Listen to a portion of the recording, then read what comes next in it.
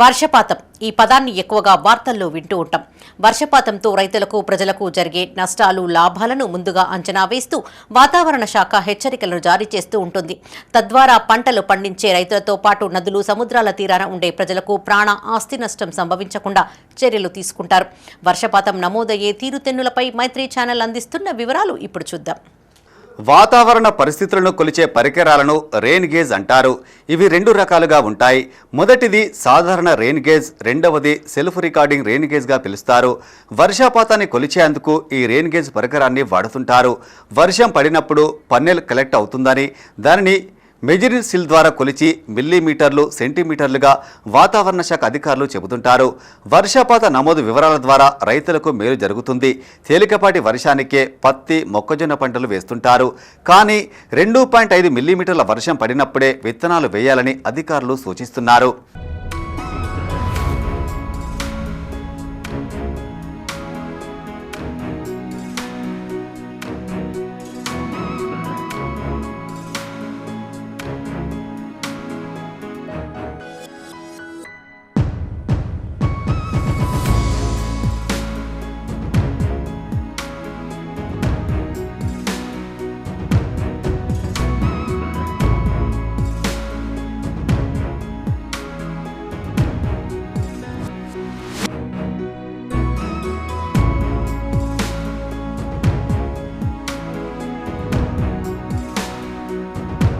భారీ వర్షాలు నమోదయ్యే ముందు అధికారులు అలర్ట్స్ జారీ చేస్తుంటారు.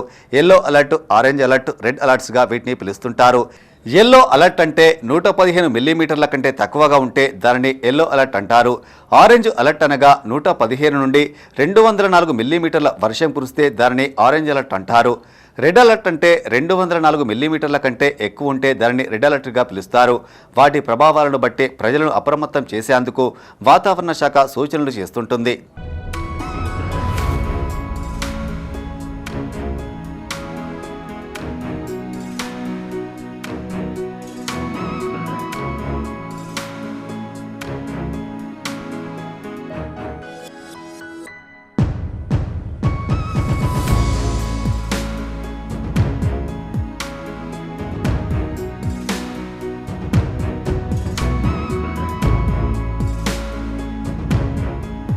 నల్లరేగడి భూమిలో 50 మిల్లీమీటర్లు, తేలికపాటి భూములైతే 60 మిల్లీమీటర్లుగా వర్షం కురవాలని వ్యవసాయ శాస్త్రవేత్త మధుకర్ రావు అన్నారు.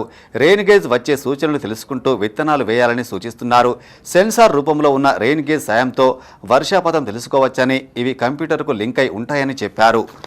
వాతావరణంలో కొలిచే పరికరాల గురించి మనం తెలుసుకుంటున్నాము. ఇందులో భాగంగా మనము ఈరోజు రెయిన్ గేజ్ అనే పరికరం గురించి మనం తెలుసుకుందాము. మనం వర్షాన్ని కొలవడానికి ఉపయోగించే పరికరం పేరే రెయిన్ గేజ్.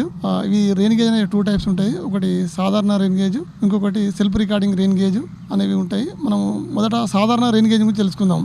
సాధారణ రెయిన్ గేజ్ ఇది వర్షపాతాన్ని కొలవడానికి ఉపయోగిస్తారు. వర్షపాతాన్ని మిల్లీమీటర్లో కానీ సెంటీమీటర్లో కానీ మనము కొలుస్తాము. ఈ వర్షపాతము కొలవడానికి మనము ఈ రెయిన్ గేజ్ అనే పరికరం వాడతాము. ఈ రెయిన్ గేజ్లో కలెక్ట్ అయిన ప్రతిరోజు వర్షం అనేది పడ్డప్పుడు మన పన్నెల్లో కలెక్ట్ అవుతుంది. ఈ పన్నెల్లో కలెక్ట్ అయినటువంటి వర్షపు నీటిని మనం మెజరింగ్ సిలిండర్ ద్వారా కొలుస్తాము. ఈ మెజరింగ్ సిలిండర్ ద్వారా కొలిచిన వర్షపాతాన్ని మనం మిల్లీమీటర్లో కానీ సెంటీమీటర్లో కానీ చెప్పడం జరుగుతుంది.